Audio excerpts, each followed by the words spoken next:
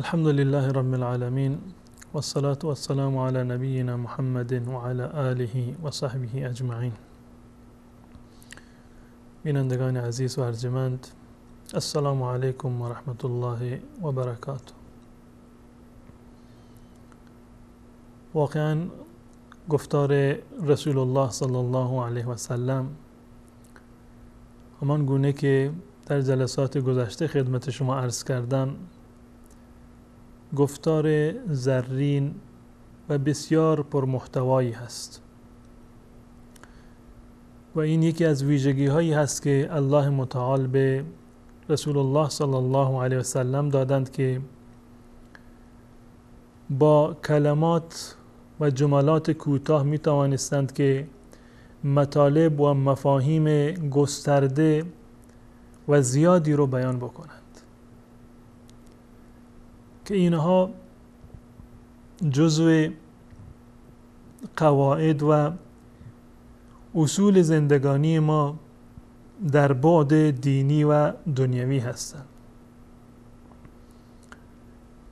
یکی از گفتارهای زرین و گوهربار رسول الله صلی الله علیه و سلم که در صحیح مسلم روایت شده این است که رسول الله صلی الله علیه و سلم فرمودند: ما نقصت صدقه من مال، با صدقه چیزی از مال کاسته نمی شود. درک کردن معنی و مفهوم این روایت شاید از نظر ظاهری برای ما یک مقدار عجیب باشد و غیر قابل تصور باشد. شاید برخلاف تجربیات ما باشد و برخلاف آن چیزی باشد که ما عملاً مشاهده کردیم. اما رسول الله صلی الله علیه وسلم به عنوان یک اصل و قاعده و یک آیین برای دین و زندگی این را به ما آموختند که ما نقصت صدقه من مال، با صدقه چیزی از مال کاسته نمی شود. اگر ما بر بگردیم به آیاتی که الله متعال در قرآن کریم درباره صدقه بیان فرمودند، یک واقعیت‌های قابل توجهی را می‌بینیم. به طور مثال الله متعال در آیه 261 سوره بقره می‌فرماید که مثل الذين ينفقون اموالهم في سبيل الله، مثال کسانی که مالشان را در راه خدا صرف می‌کنند، صدقه می‌دهند، مالشان را هزینه می‌کنند در امور دینی و در راه الله متعال. الله یک مثالی رو زده که این اموال چگونه پرورش می‌یابند و چگونه زیاد می‌شوند. از نظر ظاهری وقتی که انسان یک مالی رو می‌دهد و یک بخشی از مالش را جدا می‌کند، به یک فقیر و مستمندی می‌دهد، در راه الله متعال هزینه می‌کند، خب این مبلغ و این مقدار از مال در واقع کاسته شده. اما الله متعال می‌فرماید که مثل الذين ينفقون اموالهم في سبيل الله كمثل حبة انبتت 7 سنابل في كل سنبلة 100 حبة والله يضاعف لمن يشاء والله واسع علیم. مثال کسانی که اموالشان را، ثروت و داراییشان را در راه الله متعال خرج می کنند و صدقه می کنند، مانند یک دانه‌ای هست، یک دانه گندم. وقتی که این دانه گندم را در واقع در زمین می کارید، شاید شما تصور بکنید که از انبار گندم شما این مقدار گندم در واقع هدر رفته، شما اون گندم را زیر خاک انداختید. اما از همین یک دانه گندم 7 خوشه سبز می شود و به بار می آید و در هر خوشه 100 دانه گندم هست. یک دانه گندم در زمین انداخته شده، از همین یک دانه 7 خوشه برآمده و سبز شده و در هر خوشه 100 تا دانه هست، یعنی یکی تبدیل شد به 700. خداوند متعال چه زیبا این مثال را برای ما تعریف می‌فرمایند و مشخص کردند که مثال کسانی که صدقه می‌دهند مانند کشاورزی است که دانه ای رو در زمین می‌کارد، نه تنها این یک دانه هدر نرفته و ضایع نشده، بلکه این یک دانه 7 خوشه را به بار می آورد و در هر خوشه‌ای 100 تا دانه وجود دارد، یعنی یک دانه تبدیل به 700 دانه می شود. و در ادامه الله متعال می فرماید والله یضاعف لمن یشاء، الله متعال برای کسانی که بخواهد از این هم بیشتر می دهد.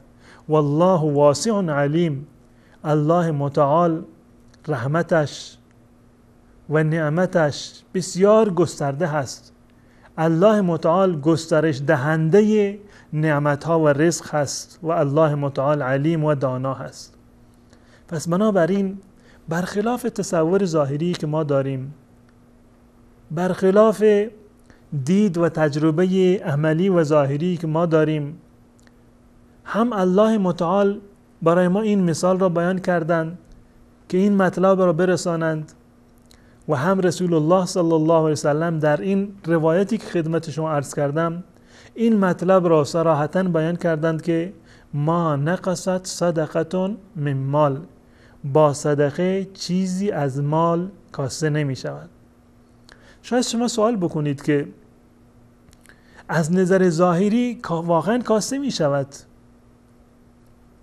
اما اگر نیک بنگریم، عواقب این صدقه دادن را ما بنگریم، آثاری که این صدقه هم در مال ما در دنیا دارد و هم در معال ما در آخرت دارد و ثوابی که در انتظار ما هست، اگر اینها را در نظر بگیریم، در واقع سرمایه ما کاسته نشده و واقعا یک امر طبیعی هست. ما در مورد اموال خودمون حساب و کتاب زیادی رو داریم. این برمیگرده به این که محبت مال و دوستی با مال یک امر کاملا طبیعی هست. بخل و نگه داشتن مال برای خودمان یک امر کاملا طبیعی هست. حتی انسانهایی که خیلی مال و ثروت دارند، متاسفانه بسیاری از ثروتمندان ما از ترس فقر فقیرانه زندگی می کنند. این مال را به اندازه‌ای دوست دارند که حتی حاضر نیستند که برای خودشون مصرف بکنند و از ترس این که مال از دستشان نرود متاسفانه فقیرتر از فقیران دارند زندگی می کنند. و از جانبی دیگر هم گذشته از این که یک نوع فطرت هست و طبیعت هست در وجود و سرشت انسان، شیطان هم می آید و انسان را در واقع تحریک می کند. الله متعال می فرماید در سوره بقره آیه 268 الشیطان یعدکم الفقر و یأمرکم بالفحشاء، شیطان شما را از فقر می ترساند، شما را بیم می دهد از فقر که چه کار می کنید، زندگیتون را از کجا تأمین می کنید. اگر قرار باشد شما زحمت بکشید برای فقرا، برای مستمندان، اگر قرار باشد شما زکات بدهید، اگر شما عشر بدهید، اگر شما بخشی از مالتان را جدا بکنید برای فقرا و مستمندان، فقیر می شوید. خودتان چی می خورید؟ به زن فرزندانتان چی می دهید؟ این وسوسه های شیطانی هست. الشیطان یعدکم الفقر و یأمرکم بالفحشاء، شیطان شما را از فقر می ترساند و شما را دستور می دهد به فحشا و بزهکاری. یک گفتار بسیار زیبایی رو من از حسن بصری رحمت الله علیه به خاطرم آمد. ایشان می‌فرماید که شیطان در یک جایی رو از قرآن الله متعال نقل قول کرده از شیطان و این آیه رو خداوند متعال بیان کرده برای ما از طبیعت شیطان و از تهدیدهای شیطان که الشیطان یعیدکم الفقر، شیطان شما را از فقر میترساند و شما را وعید میدهد، تهدید میکند شما را به فقر.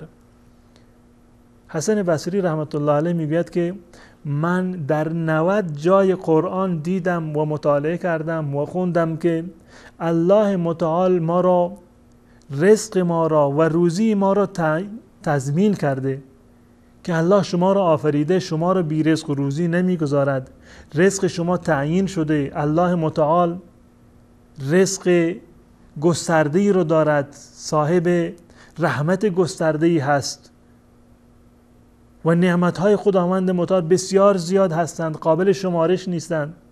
در 90 جای قرآن اومده که خداوند متعال رزق شما را تکفل کرده و تضمین کرده. فقط در یک جا خداوند متعال از شیطان نقل قول کرده که الشیطان یعیدکم الفقر، شیطان شما را از فقر میترساند. اما متاسفانه ما همین یک قول شیطان دروغگو را بر 90 گفتار خداوند راستگو ترجیح دادیم. واقعا جای تأمل دارد.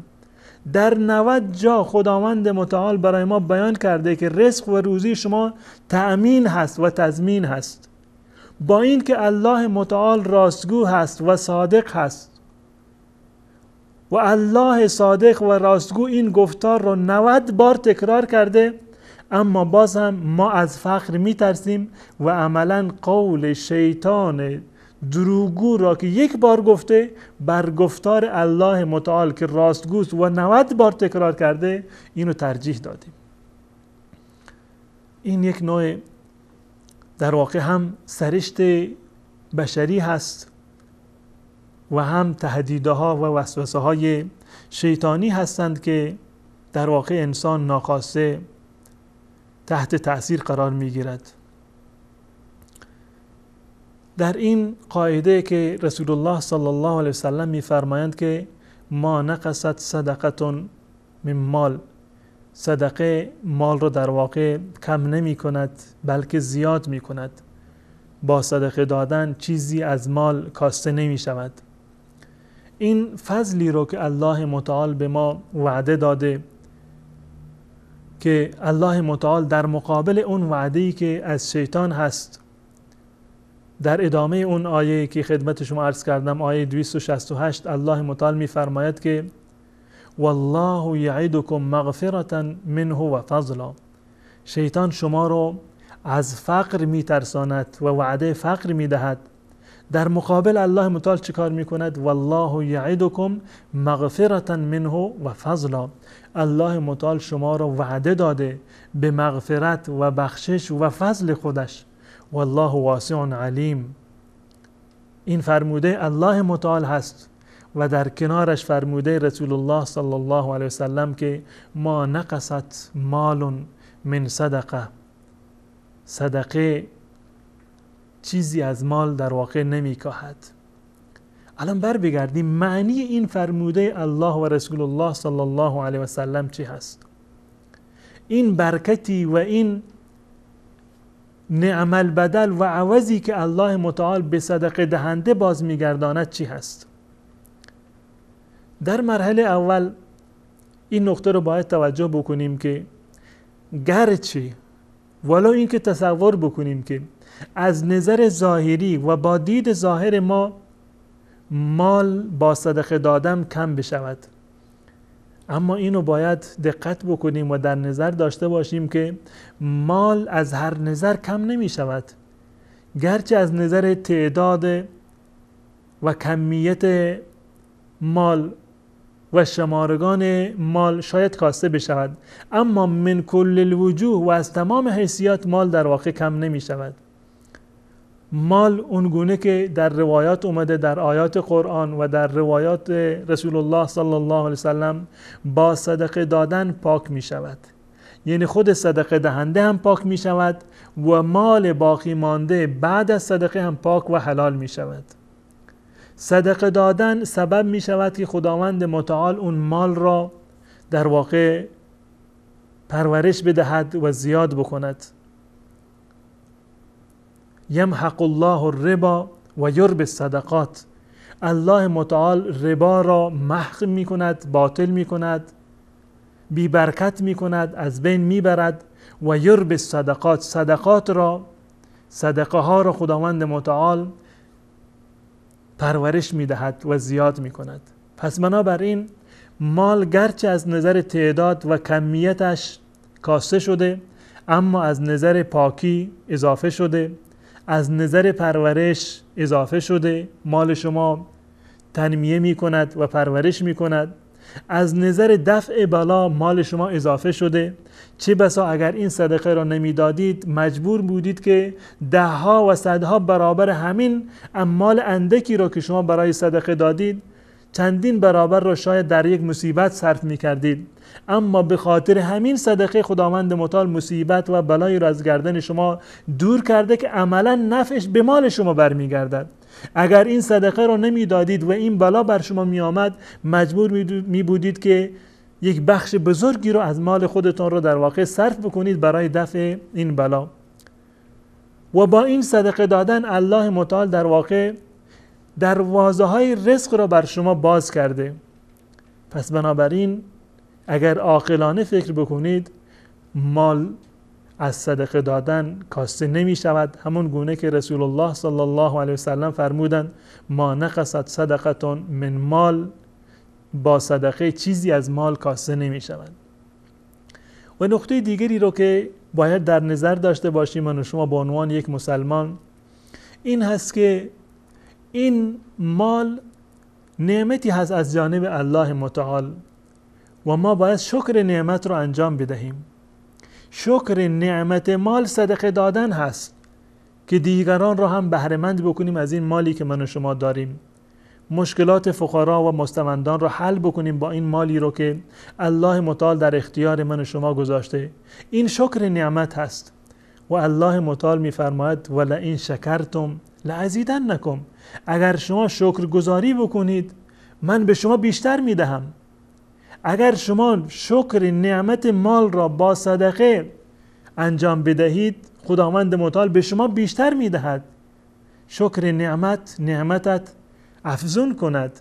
اگر شما با این مال صدقه ای را بدهید این سبب می شود که خود مال شما در واقع افزوده بشود. پس بنابراین با توجه به برکتی که در این مال می آید، با توجه به پاکی و پرورشی که در این مال می آید، با توجه به دفع بلایی که با صدقه دادن در واقع انجام می گیرد و حاصل می شود و با باز شدن دروازه های رزق از جانب الله متعال مال شما با صدقه دادن در واقع کاسته نمی شود بلکه اضافه می شود و الله متعال مال شما را پرورش می دهد. پس بنابراین به خاطر داشته باشیم که با صدقه دادن چیزی از مال کاسته نمی شود، همان گونه که خدا و رسول الله صلی الله علیه و سلم فرمودند. بعد از یک میان برنامه انشاءالله خدمت شما باز می‌گردم و مطالبی دیگر رو در این زمینه خدمت شما عرض خواهم کرد. الیس الله بکاف عبده الیس الله بکاف عبده الیس الله بکاف عبده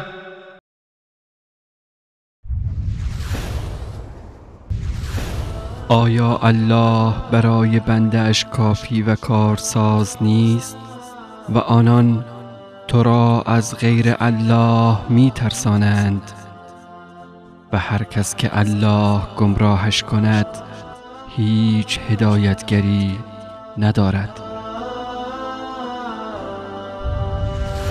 بله بینندگان عزیز و ارجمند، داشتم عرض می کردم که با صدقه دادن چیزی از مال کاسته نمی شود. کاسته شدن از مال رو اگر ما در نظر داشته باشیم، این چیزی که از نظر ظاهری و با دید ظاهر ما از مال کاسته می شود در موارد دیگر جبران می شود و این رو خداوند متعال عوضش را به ما می دهد. یا از نظر کمیت مال ما اضافه می شود با صدقه دادن، مانند این که الله متعال دروازه های روزی را برای ما می گشاید، یا این که در واقع تخفیفی می شود برای دین و قرضه هایی که ما داریم. الله متعال به خاطر صدقه دادن ما راهی رو برای پرداخت دین و قرضه های ما ایجاد می کند که بدین وسیله از نظر کمیت هم اگر ما نگاه بکنیم مال ما در واقع با صدقه کم نشده، زیرا که دروازه های بیشتری برای رزق و روزی ما اضافه شده و دروازه هایی رو خداوند متعال برای پرداخت بدیهی های ما ایجاد کرده. و از نظر کیفیت هم اگر نگاه بکنیم میبینیم که در برکت مال ما اضافه شده، به سبب صدقه دادن مال ما حفاظت شده، دفع بلا شده و در واقع اینها یک نوع نعم البدلی هست که الله متعال به ما عنایت فرموده. واقعا این فرموده الله متعال راست هست و صدق هست که ایشان میفرماید و ما انفقتم من شیء فهو یخلفه. هر چیزی را که شما نفقه بکنید، صدقه بکنید، الله متعال جایگزینش را برای شما میدهد. این جایگزین را قطعا خداوند متعال به من و شما میدهد، منتها یا در دنیا هست به این معنی که مال ما اضافه می شود، ابواب رزق و دروازه های رزق بر ما گشوده می شود، یا سبب می شود که ما بتوانیم بدیهی ها و بدهکاری های خودمان را پرداخت بکنیم، یا اینکه مال ما برکت بگیرد، برکت ایجاد بشود در مال ما، سبب بشود که مال ما برای ما بماند و حفظ بشود، یا اینکه این جایگزین در قیامت هست و ثواب عظیمی که خداوند متعال به من و شما عنایت می کند، اونگونه که در ابتدای برنامه خدمت شما عرض کردم که الله متعال ثواب صدقه را اینگونه بیان کردن مانند انداختن یک دانه گندمی در زیر خاک که از آن 700 دانه در واقع محصول برمی آید. یکی از بزرگترین ثمرات صدقه دادن در راه الله متعال کفاره شدن بدیهای ما هست. یعنی ما با صدقه دادن می توانیم که گناهان خودمان را، خطاها و اشتباهات خودمان را در واقع محو بکنیم و از پرونده اعمال ما زدوده بشوند. الله متعال می فرمایند ان تبدوا الصدقات فنعم ما هی. اگر شما صدقات را و زکات را وقتی که پرداخت می کنید، ظاهرا اینو پرداخت بکنید در ملأ عام، در دید عموم مردم، کار خوبی هست و کار پسندیده‌ای هست. و ان تخفوها و تؤتوها الفقراء فهو خیر لكم. اما اگر آن را به صورت پنهانی بدهید این صدقات را و این را به فقرا بدهید، این برای شما بهتر هست و پسندیده تر هست. و در ادامه الله متعال می‌فرماید که و یکفر عنکم من سیئاتکم والله بما تعملون خبیر. و الله متعال با این صدقه دادن شما سیئات شما را، بدیهای شما را کفاره می کند، می پوشاند اونها را. پس بنابراین این صدقه دادن گرچه از نظر ظاهری باعث بشود که مال ما مقداری کاسته بشود، اما از نظر معنوی سبب می شود که گناهان ما در واقع کفاره بشوند و از بین بروند. و نقطه دیگری که بسیار جالب هست در این زمینه، صدقه دادن، مفهوم صدقه در دین مبین اسلام فقط و فقط این نیست که شما از مال خودتان یک چیز را بدهید. انواع صدقه های دیگری در واقع وجود دارد که هیچ گونه ضرر و زیانی به شما نمی دهند. شما صدقه دادید، از مال شما، از سرمایه شما، از وجود شما در واقع هیچ چیزی کاسته نشده. به طور مثال در شریعت اسلامی تبسم کردن، خندیدن، در چهره یک مسلمان، در هنگام رویارویی و ملاقات یک مسلمان، این به عنوان صدقه تعریف شده.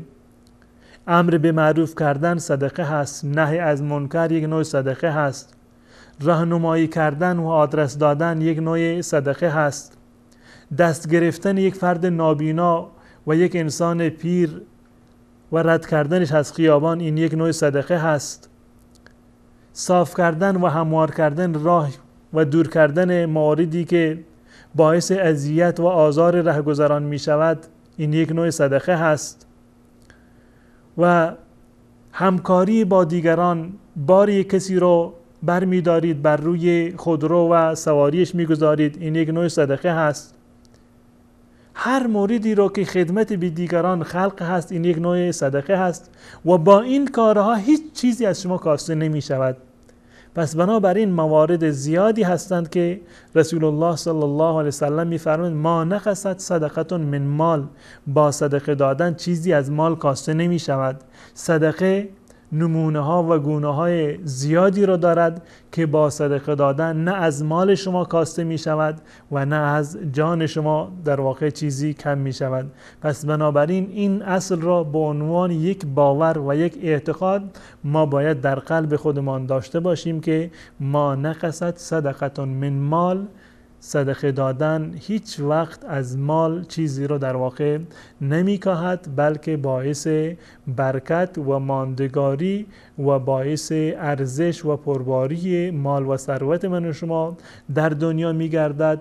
و قطعا هم صدقه‌ای که همراه با اخلاص نیت و خالصانه باشد در روز قیامت هم باعث اعمال و باعث ثوابهای بسیار زیادی برای من و شما انشاءالله خواهد بود. تا برنامه دیگر شما رو به الله متعال می سپارم. السلام علیکم و رحمت الله و برکاته.